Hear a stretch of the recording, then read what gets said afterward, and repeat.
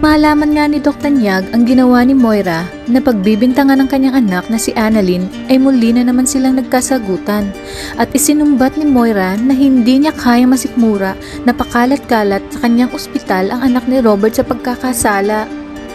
Ngunit iginiit naman ni Robert na kung sino bang nagpresenta na maging head of admin at pagkatapos ay magagalit ito pag nakikita si Annalyn. Dagdag pa ni Robert na kung bakit kaya hindi ayusin ni Moira ang kanyang ugali dahil daw yan umano ang ugat ng lahat ng kanilang problema. Sa kabilang banda, tuluyan ang nalaman ni Annalyn na matagal na palang may gusto sa kanya si Regan.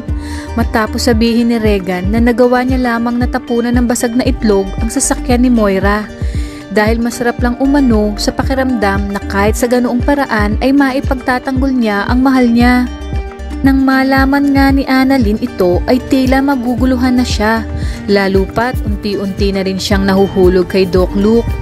Marami pa tayong dapat pakaabangan, kaya tutok lang sa mas tumitinding mga eksena dito lang sa Abot Kamay na Pangarap.